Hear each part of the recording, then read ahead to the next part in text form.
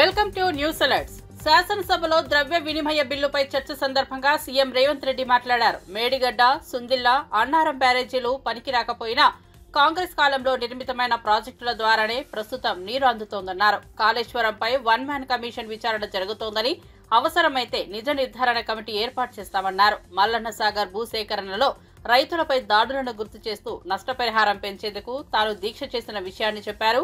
ఇక రాష్ట్రానికి 2.2 లక్షల కోట్ల పెట్టుబడులు రాగా మెట్రో విస్తరణ, మూసీ ప్రాజెక్టులపై దృష్టి పెట్టామని తెలిపారు. గజ్వేల్ నియోజకవర్గంలో సిద్దిపేట జిల్లాలో ఉన్న వేములఘాట్ కావచ్చు, ఏటిగడ్డ కిష్టాపూర్ కావచ్చు, నేను పోయి దీక్ష చేసిన అధ్యక్ష 48 గంటలు. భూసేకరణకు వ్యతిరేకం కాదు, నష్టపరిహారం పెంచండి అని చెప్పినాం. మీరు 3 లక్షలు ఇస్తే 7 లక్షలు చేయమన్నాం. ఈరోజు మీరు ప్రతి ప్రాజెక్టు పక్కన 100 ఎకరాలు మీరు ఫామ్ హౌజులు కొనుక్కున్నారా లేరా? ఈరోజు ప్రాజెక్టులు డైరెక్ట్గా కొండ పోచమ్మ నుంచి మీ ఫామ్ హౌస్కి, మీ ఎర్రవల్లి ఫామ్ హౌస్కి కాల్వలు తీసుకొని 100 ఎకరాలు మీరు నీళ్లు తీసుకెళ్ళినరా లేరా?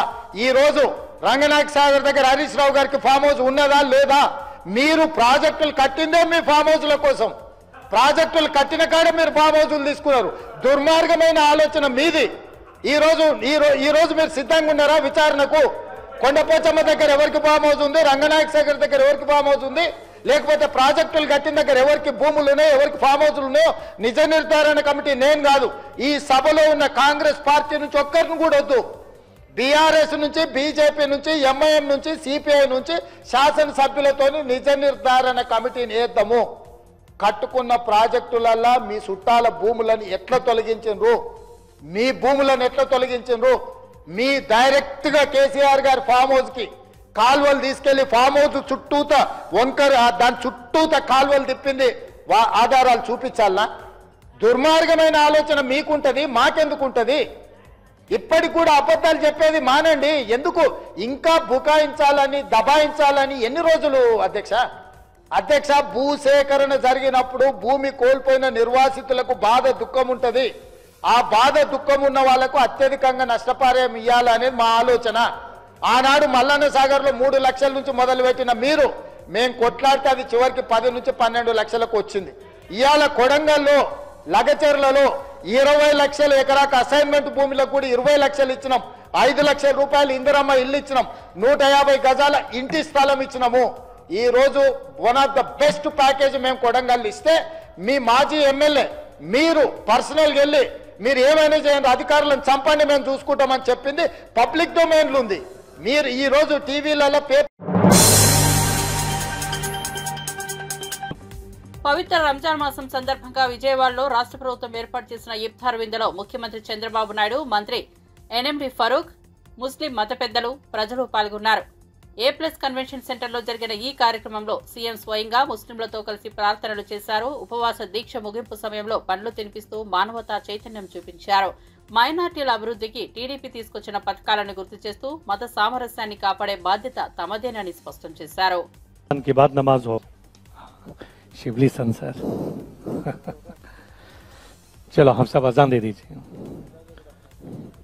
ఇప్పుడే కాదు, మొట్టమొదటి నుంచి కూడా తెలుగుదేశం పార్టీ మైనారిటీలతో అనేక కార్యక్రమాలతో అనుబంధం ఉంది.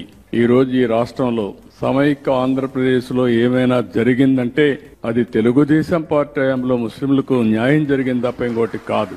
పేదవాళ్లు ఎక్కువ ఉన్నారనే ఉద్దేశంతోనే మొట్టమొదటిసారిగా ఎన్టీ రామారావు గారు మైనారిటీ ఫైనాన్స్ కార్పొరేషన్ పెట్టి మైనారిటీలకు సహాయం చేసిన పార్టీ తెలుగుదేశం పార్టీ. నేను ముఖ్యమంత్రిగా ఉన్నప్పుడు ఆ రోజు మీరు ఒక్కసారి చూస్తే ఉర్దూ అంత మునుపు ఆందోళన చేసేవారు. ఎన్నో ఆందోళన చేస్తే 13 జిల్లాల్లో సమైక్య ఆంధ్రప్రదేశ్ లో ఉర్దూను 2వ భాష చేసిన పార్టీ తెలుగుదేశం పార్టీ అని చెప్పి కూడా నేను మీకు తెలియజేస్తున్నా. ఇదే కాకుండా హైదరాబాద్ లో ఒకప్పుడు మక్కాకి వెళ్లాలంటే బాంబేకి వెళ్లేవాళ్లు. అలాంటిది హైదరాబాద్ లో బ్రహ్మాండమైన ఇక్కడే ఫరూక్ గారు ఉన్నారు. ఆ రోజు ఫరూక్ గారే మంత్రి, ఈ రోజు ఫరూక్ గారే మంత్రి. ఆయన ఆధ్వర్యంలో ఆ రోజు బ్రహ్మాండమైన హాజ్ భవన్ కట్టాం. అదే మాదిరిగా ఏ ఆస్తులైతే వక్ఫ్ బోర్డు ఆస్తులు ఉన్నాయో అవన్నిటికీ ప్రత్యేకమైన కమిటీలు పెట్టి అవన్నీ కూడా పరిరక్షించిన పార్టీ తెలుగుదేశం పార్టీ అని చెప్పి కూడా నేను మీకు తెలియజేస్తున్నా. హైదరాబాద్ లో ఉర్దూ యూనివర్సిటీ నేను ఉన్నప్పుడే తీసుకొచ్చాను. కర్నూలులో ఉర్దూ యూనివర్సిటీ నేనే తీసుకొచ్చాను. కడపలో మనం హాజ్ హౌస్ కట్టాం. ఇక్కడ కూడా ఆజ్ హౌస్ ఫౌండేషన్ ఇస్తే వీళ్ళు వచ్చిన తర్వాత అది కూడా తీసేసే పరిస్థితికి వచ్చారు. రంజాన్ తోఫా ఇచ్చాం. అదే సమయంలో ఆడబిడ్డల కోసం ఆ రోజు 163 కోట్ల రూపాయలు ఖర్చు పెట్టి దుల్హాన్ ఇచ్చాం. ఇలాంటి 1-2 కార్యక్రమాలు కాదు, మొట్టమొదటిసారిగా మౌజములకి ఇమాములకి హాన్రోరియం ఇచ్చిన పార్టీ తెలుగుదేశం పార్టీ అని చెప్పి కూడా నేను మీకు తెలియజేస్తున్నా. ఈ రోజు మళ్లీ 5,000 రూపాయలకు పెంచాం, 10,000 రూపాయలకు పెంచాం. ఎవరైతే ఇమాములు ఉంటారో వాళ్ళు ఎలిజిబిలిటీ ఉంటే ప్రభుత్వ కాజీల కింద వాళ్ళు నియమించే పరిస్థితికి వచ్చాం. ఆర్థిక సహాయం చేశాం, అనేక కార్యక్రమాలతో ముందుకు పోయాం. ఈ రోజు నేను ఒకటే మీకు తెలియజేస్తున్నా, ఈ సంవత్సరం బడ్జెట్ లో మీరు ఒకసారి చూస్తే 5,000 కోట్ల రూపాయలు, 5,300 కోట్లు పెట్టాం. పోయిన సంవత్సరానికంటే 1,300 కోట్ల రూపాయలు ఎక్కువ పెట్టిన పార్టీ తెలుగుదేశం పార్టీ. అదే మాదిరిగా జీవో పోలవరానికి కేంద్రం ఇచ్చిన 12,557 కోట్ల నిధులు వైఎస్ జగన్మోహన్ రెడ్డి కృషి వల్లే వచ్చాయని అంబటి రాంబాబు తెలిపారు. అయితే ఆ నిధులను చంద్రబాబు నాయుడు జీతాల కోసం వాడేశాడని, నిర్మాణానికి వినియోగించలేదని విమర్శించారు.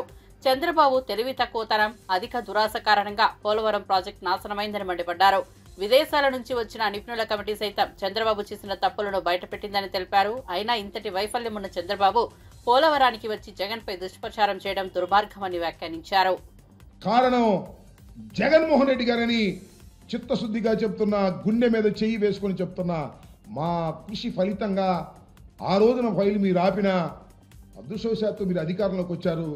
అడ్వాన్స్డ్గా అంటే మొదటి దశ కంప్లీట్ కావడానికి 33,000 కోట్ల రూపాయలు అవసరం కాబట్టి దానిలో కొరవగా మిగిలిపోయినటువంటి 12,557 కోట్లు రిలీజ్ చేయడానికి సిద్ధపడి కొంత రిలీజ్ చేశారు అడ్వాన్స్డ్గా. ఇటువరకు ఎప్పుడూ లేనిది, చంద్రబాబు నాయుడు గారి టైంలో లేనిది, చంద్రబాబు నాయుడు గారి అగ్రిమెంట్లో లేనిది, జగన్మోహన్ రెడ్డి గారు ఒప్పిస్తే మీ సమయం వచ్చేటప్పుడు రిలీజ్ అయింది.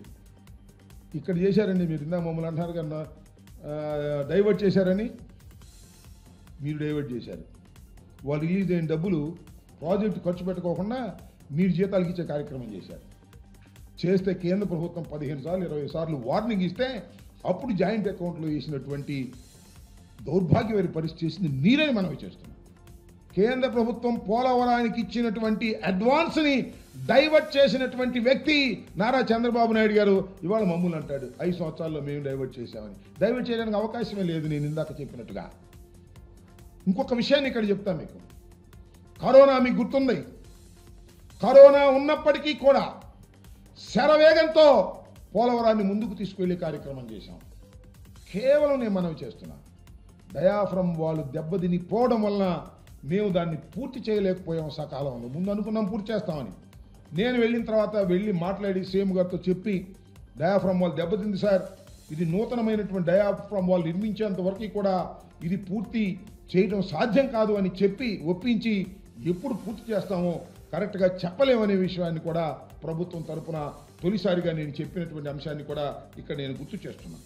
ఈ విధంగా పోలవరం ప్రాజెక్టుని సర్వనాశనం చేసేటటువంటి కార్యక్రమం చేసినటువంటి చంద్రబాబు నాయుడు గారు ఇవాళ మాట్లాడుతూ ఉన్నాడు. మీకు ఒకటి కూడా చెప్తున్నా, ఆయన చెప్తున్నాడు కదా మా కాంట్రాక్ట్ లేకపోవటం వల్ల ఆ కొట్టుకుపోయిందని. అంతర్జాతీయ నిపుణులు నేను మనవి చేస్తున్నా, కెనడా నుంచి అదేవిధంగా అమెరికా నుంచి ఇలాంటి పెద్ద ప్రాజెక్టుల నిర్మాణంలో, ఎందుకంటే ప్రపంచంలోనే చాలా పెద్ద ప్రాజెక్ట్ ఇది. సెకండ్ టీడీపీ నేత రమేష్ రెడ్డిపై పార్టీ అధిష్టానం చర్యలు తీసుకోకపోతే తాను రాజీనామా చేస్తానని తిరువూరు ఎమ్మెల్యే కొలికిపూడి శ్రీనివాసరావు ప్రకటించారు. రమేష్ రెడ్డిని పార్టీ నుంచి తక్షణమే బహిష్కరించాలని కోరుతూ గిరిజన మహిళ ఎమ్మెల్యేకు వినతిపత్రం అందజేశారు. అనంతరం స్పందించిన కొలికిపూడి 48 గంటల్లో రమేష్ రెడ్డిపై చర్యలు తీసుకోవాలని అధిష్టానాన్ని కోరారు. బాధితులకు న్యాయం జరగకపోతే ఎమ్మెల్యేగా తానెందుకని వ్యాఖ్యానించారు. 320 మరుగుదొడ్లు కట్టించినట్టు బిల్స్ తీసుకున్నాడు. రమేష్ రెడ్డి చేసిన అవినీతికి ఒక ప్రభుత్వ అధికారి బయలయ్యాడు. రాష్ట్రంలో దేశంలో ఎక్కడ జరిగినా నేను స్పందిస్తా. అలాంటిది నా నియోజకవర్గంలో జరిగిన తర్వాత నేను స్పందించకపోతే, బాధితులకి న్యాయం జరగకపోతే నేను ఎమ్మెల్యేగా ఎందుకు ఉండాలి? ఉండవల్ల ప్రయోజనం ఏంటి? కాబట్టి మీ అందరికీ చెప్తున్నానమ్మా, 10 రోజుల నుంచి మౌనంగా ఉన్నా. నేనే అందరికీ చెప్తున్నా, పార్టీ దృష్టిలో పెట్టాం, నాయకులకు చెప్పాం, చర్య తీసుకుంటారు, కాస్త ఓపిక పట్టండి. నేను వ్యక్తిగత స్థాయిలో స్పందించడానికి నాకు నిమిషం పట్టింది. కానీ ఒక శాసనసభ్యుడిగా నేనేమన్నా స్పందిస్తే దాని మీద అందరి విశ్లేషణ ఉంటుంది. కాబట్టి నేను ఒక బాధ్యతాయుతమైన శాసనసభ్యుడిగా సమన్వయం పాటిస్తున్నాను, కొంచెం ఆగండి అని అందరికీ చెప్పాను. ఇప్పుడు నేను చెప్తున్నా, నేను ఎప్పుడు కూడా నా రాజకీయంలో గాని నా వ్యక్తిగత జీవితంలో గాని ఈ రోజు వరకు నేను ఎప్పుడు కులాన్ని వాడలేదు. నేను ఎప్పుడు ఒక కులం తరపున మాట్లాడు. కారణం ఏంటంటే పేదరిక నిర్మూలన చంద్రబాబు నాయుడు గారి లక్ష్యం. ఆ పేదరిక నిర్మూలనే అన్నిటికీ పరిష్కారం. ఇంత దారుణం చేసిన రమేష్ రెడ్డి మీద పార్టీ నాయకత్వం చర్యలు తీసుకోకపోతే 48 గంటల తర్వాత నేను రాజీనామా చేస్తాను. ఒకవేళ రమేష్ రెడ్డి ఏ తప్పు చేయకపోతే ఎందుకు తప్పించుకొని తిరుగుతున్నాడు? ఇంకో విషయం, ఎంపీ గారి విషయంలో రమేష్ రెడ్డి చెప్పే మాటల్ని నేను నమ్మటం లేదు. ఇలాంటి విషయాల్లో ఎంపీ గారు సహించడు. తప్పు చేస్తే ఎంపీ గారి దగ్గర కూడా రానివ్వడు. కాబట్టి మీరందరూ తండాల్లో గుర్తుపెట్టుకోండి, రమేష్ రెడ్డి చేసిన దారుణానికి ఎంపీ గారు రమేష్ రెడ్డిని సపోర్ట్ చేయరు. నా మీద ఎంపీ గారు ఈగ వాల్నేడు అని రమేష్ రెడ్డి చెప్తున్న విషయం అబద్ధం. నేను ఇప్పటికే 10 రోజుల నుంచి మా ఎంపీ గారికి చెప్పాను, జిల్లా అధ్యక్షుడికి చెప్పాను, రాష్ట్ర పార్టీ అధ్యక్షుడికి చెప్పాను. అలాగనే తిరువూరు నియోజకవర్గం తెలుగుదేశం పార్టీ సమన్వయకర్త, తెలుగుదేశం పార్టీ పరిశీలకుడైనటువంటి మా నాయకుడు చిట్టాపర్తిని చిట్టిబాబు గారికి చెప్పాను. వీళ్ళందరికీ చెప్పాను. అయినా ఇంతవరకు ఎట్లాంటి యాక్షన్ తీసుకోలేదు. నేను ఇంకో విషయం చెప్తున్నా, నా మీద విశాఖ తీరంలోని విలువైన భూమిని లూలు సంస్థకు 99 సంవత్సరాల పాటు లీజుకు ఇస్తుండడంపై బొత్స సత్యనారాయణ మండిపడ్డారు. ఎన్నికల ముందు చంద్రబాబు నాయుడు సంపద సృష్టించారని అట్టహాసంగా చెప్పారని, ఇప్పుడు ప్రభుత్వానికి చెందిన వేల కోట్ల విలువైన భూమిని పారదర్శకత లేకుండా ప్రైవేట్ సంస్థకు రాసివ్వడమేనా సంపద సృష్టించడం అని ప్రశ్నించారు. ప్రజల ఆస్తులను ఇలా ప్రైవేట్ సంస్థలకు అప్పగించడం పూర్తిగా అన్యాయమని ఆరోపించారు. విశాఖ భూముల అమ్మకంపై ప్రజల్లో తీవ్ర అసంతృప్తి నెలకొంటుందని ఆయన హెచ్చరించారు. లీజు కూడా సంవత్సరానికి 50 లక్షల, ఎకరాకి 50 లక్షల రూపాయలకి లీజుకి ఇవ్వాలండి. దాంట్లో వాళ్ళు చేసే కట్టడాలు, సినిమా హాల్స్, రెస్టారెంట్లు, కన్వెన్షన్ సెంటర్లు, ఇవి ఆలోచించమని అడుగుతున్నాను మీ ద్వారా రాష్ట్ర ప్రజానికాన్ని, ముఖ్యంగా మా ఉత్తరాంధ్ర ప్రాంతంలో ఈ ఉత్తరాంధ్ర ప్రాంతంలో ప్రజలందరినీ కూడా. సినిమాలు కట్టడానికి, రెస్టారెంట్లు కట్టడానికి, కన్వెన్షన్ సెంటర్కి, బీచ్ పక్కనున్న ఎకరా సుమారు 100 కోట్ల రూపాయలు తక్కువ లేకుండా చేస్తున్న 1300 కోట్ల రూపాయల ఆస్తిని ఒక ప్రైవేట్ సంస్థకి లీజుకి ఇవ్వడం అనేది సమంజసమా ఆలోచించమని కోరుతున్నాను. ప్రభుత్వం అట్టహాసంగా చెప్పింది ఎన్నికల ముందు, మేము సంపద సృష్టిస్తామని. ఇది సంపద సృష్టిలో భాగమా అని అడుగుతున్నాను. ఇదేనా సంపద సృష్టించమంటే? ప్రభుత్వం 100 కోట్ల వేల కోట్ల ఆస్తిని 99 సంవత్సరాలకి పారదర్శకత లేకుండా ఒక సంస్థకి ఇవ్వడం అనేది ఎంతవరకు సంబంధించి ఆలోచించమని కోరుతున్నాను. నిజంగా మీకు చిత్తుంటే, ఎస్ ఇగో ఇక్కడ ఈ భూమి ఉంది, దీన్ని ప్రభుత్వం అభివృద్ధి చేయదలుచుకుంది,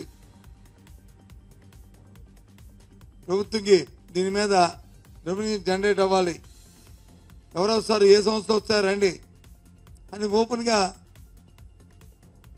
మీరు ప్రకటించాలనేది మా డిమాండ్. దాన్ని బట్టి ఆలోచన చేసుకోవాలి.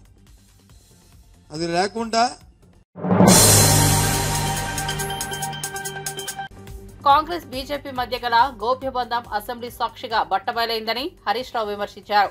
సభలో ఇద్దరు పార్టీల నేతలు ఒకరికొకరు పొగుడుకుంటూ షేక్ హ్యాండ్లు చేసుకోవడం చూస్తే నిజమైన అవగాహన ఏంటో ప్రజలకు స్పష్టమవుతోందన్నారు.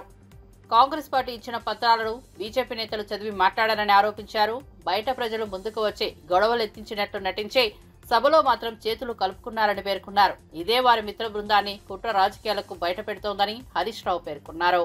స్పష్టంగా ఆధారాలతో సహా బీఆర్ఎస్ ప్రభుత్వ అప్పు కేవలం 41,000 కోట్లు మాత్రమే, ఏడాదికి 41,000 కోట్లు మాత్రమే చేశామని గత సంవత్సరంన్నర నుంచి మేము చెప్తూ వచ్చాం.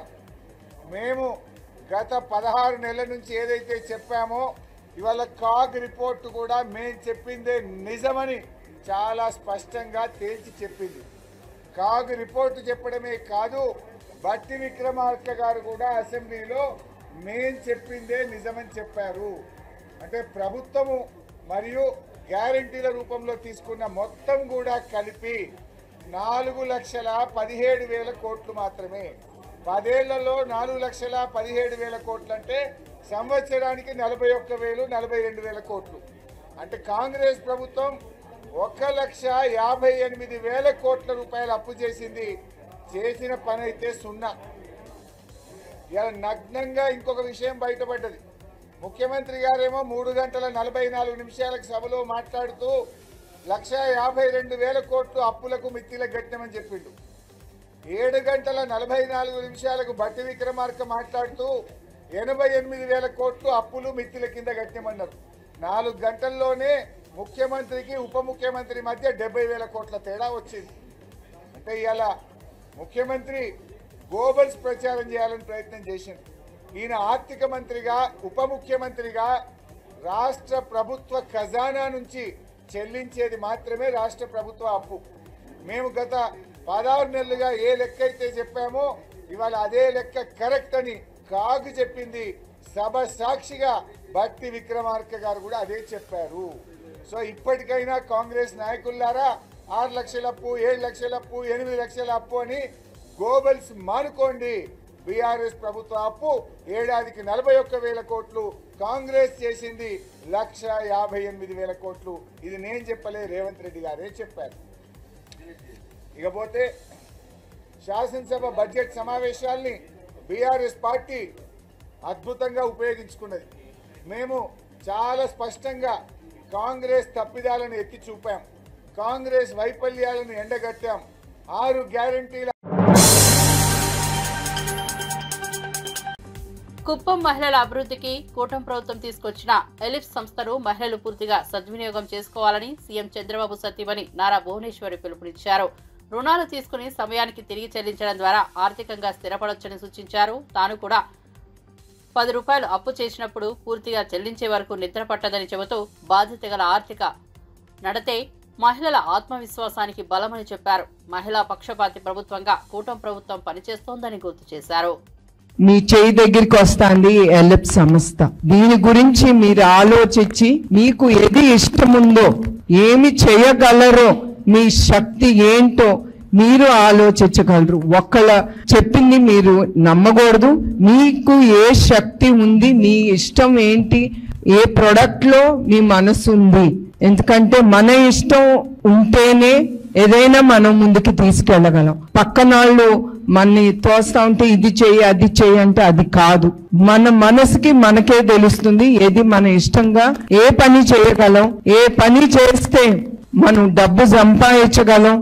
వాళ్ళు లోన్లు ఇస్తున్నారు, తీసుకెళ్లి మన ఆడవాళ్ళం చాలా మంది మన కుటుంబం మీద ఖర్చు పెడతాం. అది కాదు మీరు ఆలోచించాల్సింది. నేను కూడా మీలాగా ఒక ఎంటర్ప్రెన్యూర్. నేను ఒక 10 రూపాయలు అప్పు తెచ్చానంటే అది ఎట్లా నేను తిరిగి ఇవ్వగలను, ఎన్ని నెలలో ఎన్ని రోజుల్లో ఆ అప్పు నేను ఎట్లా తీర్చగలను, ఆ సమయంలో నేనెంత లబ్ధి పొందొచ్చు నా ఇండస్ట్రీ నేను అనేది అనుకుని అట్లా మీ ఆడవాళ్ళు మహిళా శక్తి మీరంతా ఆలోచించి ముందుకు తీసుకెళ్ళాలి. మీ చేయి దగ్గరికి వస్తుంది అన్ని. అది కూడా మీ ప్రభుత్వం, ప్రజల ప్రభుత్వం, మహిళల కోసం వచ్చిన ఈ ప్రభుత్వం, చంద్రబాబు నాయుడు గారి ప్రభుత్వం మీ చెయ్యి దగ్గరికి, మీ ఇంటి గడపని తట్టి మీ శక్తిని, మహిళల్ని మేలు కొలుపుతుంది చంద్రబాబు నాయుడు గారి ప్రభుత్వం. అట్లా మీరందరూ ఈ ఎలిప్ సంస్థ ద్వారా ఇప్పుడే వికాస్ గారు చెప్పారు, ఒక 50 మంది మీరు ఆల్రెడీ రిజిస్టర్ అయ్యారని. మీరు తప్పకుండా, నాకు తెలుసు, మీరు తప్పకుండా అది చేయగలరు.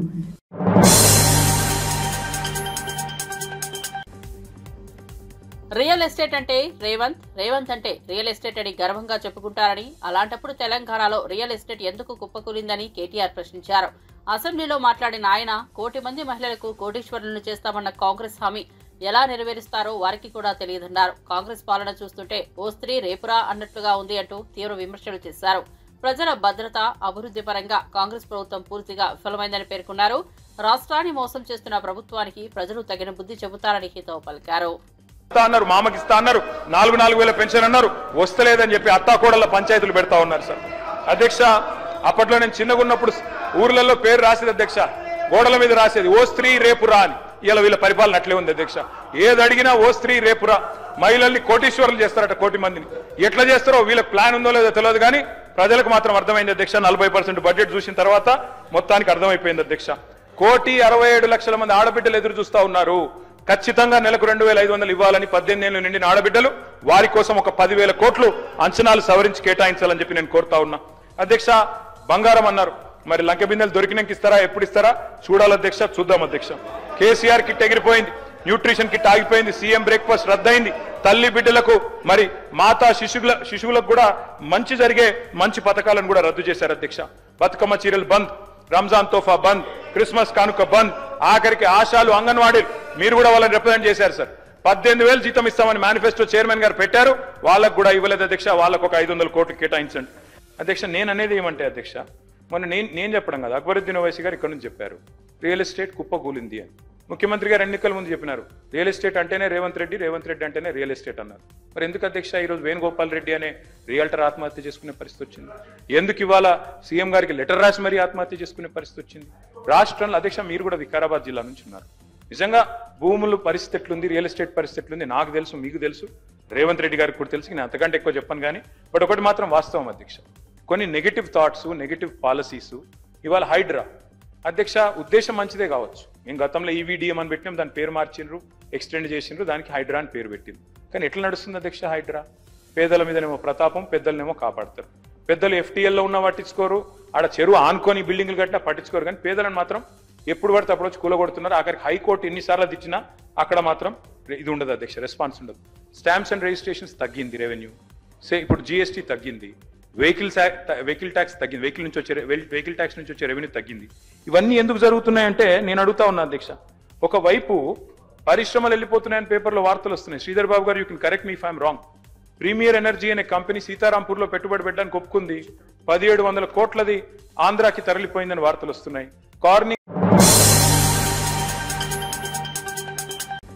సూపర్ 6 హామీలో భాగంగా ప్రవేశపెట్టిన దీపం 2 పథకం కింద ఉచిత గ్యాస్ సిలిండర్ పొందేందుకు మార్చి 31వ తేదీ చివరి గడువు అని మంత్రి నాదెండ్ల మనోహర్ తెలిపారు. అర్హులైన అందరూ ఈ అవకాశాన్ని సద్వినియోగం చేసుకోవాలని రాష్ట్ర ప్రభుత్వం తరపున విజ్ఞప్తి చేశారు. ఏడాదిలో 3 ఉచిత గ్యాస్ సిలిండర్లు అందించే ఈ పథకం ద్వారా మహిళలకు గ్యాస్ వినియోగంలో భారం తగ్గుతోందని పేర్కొన్నారు. ముఖ్యమంత్రి ఇచ్చిన హామీలను అమలు చేయడంలో ప్రభుత్వం ప్రాముఖ్యతనిచ్చిందని, ఇది మంచి పాలనకు నిదర్శనమని మంత్రి పేర్కొన్నారు. అందరూ నమస్కారం అండి. కూటమి ప్రభుత్వం ఎన్నికల ముందు ఇచ్చిన సూపర్ 6 హామీలో భాగంగా దీపం 2 పథకం అద్భుతంగా మన గౌరవ ముఖ్యమంత్రి గారు, అదేవిధంగా గౌరవ ఉప ముఖ్యమంత్రి గారి ఆలోచనలతోటి దీపావళి నుంచి రాష్ట్ర ప్రజలందరికీ కూడా మొదటి విడతలో భాగంగా ప్రతి ఒక్క లబ్ధిదారులకి దీపం 2 కింద గ్యాస్ ఉచితంగా అందించడానికి ఒక అద్భుతమైన ప్రయత్నం జరిగింది. ఇప్పటి వరకు సుమారు గుంటూరులో బ్రెయిన్ డెడ్ అయిన చెరుకూరి సుష్మా అవధానం చేయగా 4గురికి ప్రాణాదానం లభించింది. ఈ విషయంలో ఆమె కుటుంబ సభ్యుల త్యాగం అనివార్యమని ప్రశంసలు వెల్లువెత్తుతున్నాయి.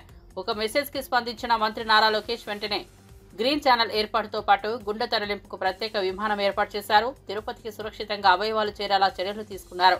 సకాలంలో స్పందించిన లోకేష్ సహృదయానికి నెటిజన్లు హర్షం వ్యక్తం చేస్తున్నారు. సుష్మా త్యాగం, లోకేష్ వేగం చక్కటి మానవతా మేల్కొలుపులుగా నిలిచాయి.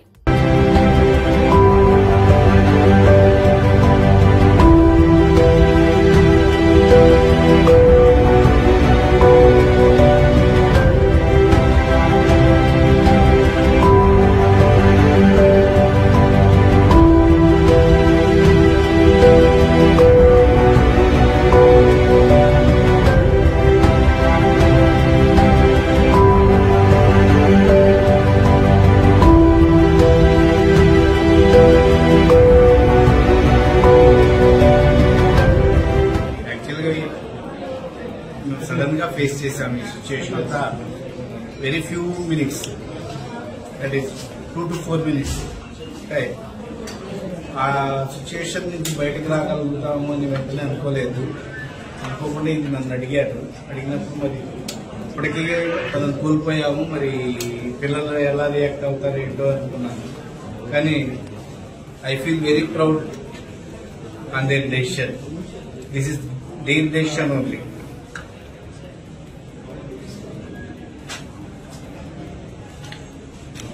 మీరు లోకేష్ గారి ఈ విషయంలో ఎలాంటి ఇది చేయబోతున్నారు, అంటే ఏం చెప్పబోతున్నారు లోకేష్? ఇలాంటి మంచి కార్యాలకి ఇంకా ఎంతో సహకారం అందించి కొత్త వాళ్ళకి కొంతమందికి జీవనదానం అందించారు. యాక్చువల్గా అది నేనైతే ఎక్స్పెక్ట్ చేయలేదు తన విషయం ఆ సిచ్యువేషన్కి వస్తుందని. Still I mean that sadness. ఎవరో ఒకళ్ళైనా మమ్మీ ఆర్గన్స్ ద్వారా ఉంటారు, ఎలాగైనా మమ్మీ ఉంటారు. స్వచ్ఛందంగా డొనేట్ చేయాలని అంటున్నారు కదా, ఎలాగైనా మమ్మీ ఉంటారు అనేది ఆర్గన్ డొనేషన్కి మాకు ఎప్పటి నుండో ఓకే అనే ఉంది. ఇదర్ మాకేమైనా ఎవరికేమైనా ఫ్యామిలీ అంతా ఓకే అనుకునే ఉన్నాము ఎప్పటి నుంచి. ఛాన్స్ వచ్చింది వైనా ఇప్పుడు మా పేరు కానీ మా మదర్ కానీ వేరే వాళ్ళకి లైఫ్ వస్తుంది దాంతో మేము దానికంటే చాలా హ్యాపీగానే ఉంది. ఫ్రాక్షన్ ఆఫ్ సెకండ్స్ లో వేరే వాళ్ళకి వాళ్ళకి హెల్ప్ అవుతుంది.